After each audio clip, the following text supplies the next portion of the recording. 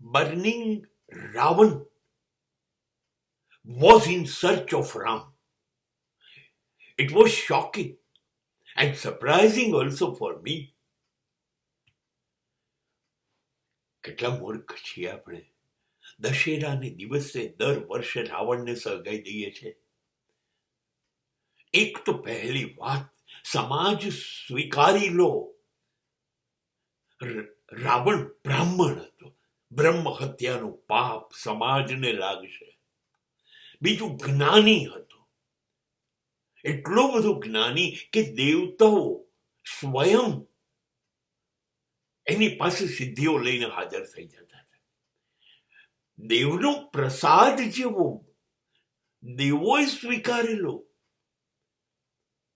અદ્ભુત ભક્ત, એને આપણે સળગાઈ દઈએ છીએ.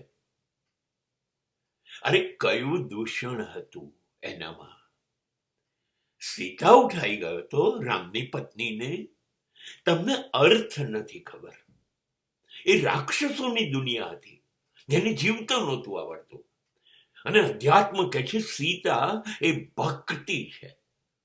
સીતાને ઉઠાવવાની જરૂર જ નહોતી. રાવણ પાસે અનેક રાણીઓ હતી અને મંદોદરી તો એ વખતે બ્રહ્માંડ સુંદરી હતી. નહીં, ભક્તિને લઈ ગયો કે રાક્ષસો ભક્તિ શીખે, ઈશ્વર તરફ જાય, જીવન સુધારે, જંગલિયતમાંથી બહાર આવે. એટલે એ તો ભક્તિ લઈ ગયો. આપણે સમજ્યા સીતા લઈ ગયો.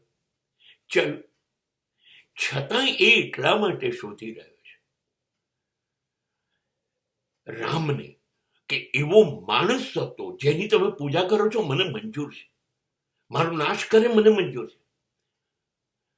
પણ 2-5 હજાર કિલોમીટર ચાલીને પોતાની એકલી હિંમત ઉપર આટલા શક્તિશાળી માણસ સામે લડવા માટે એકલો આવ્યો, એવો પતિ હતો. છો તમે એવા પતિ? તમારી પત્ની માટે અત્યંત શક્તિશાળી માણસો સામે લડી જાઓ. અને પછી તો એ કહે છે હવે મારે રામને પણ નથી શોધવા. હું સીતાને લઈ આવ્યો હતો, મેં એને સ્પર્શ નથી કર્યો. મારી નીતિ નાલાયક હોત તો હું એને મારા મહેલમાં લઈ જઈને બળાત્કાર કરીને રાણી બનાવી શક્યો હોત. ના, મેં એવું નહોતું કર્યું. અને રામે મારી પાસેથી લઈ ગયા. લઈ જ જવી જોઈએ, એમની પત્ની છે. પણ પછી એ તો સાચવી શક્યા નહીં, પતિ ના બની શક્યા. ગર્ભ અવસ્થામાં હોવા છતાંય પત્નીને જંગલમાં મોકલી દીધી.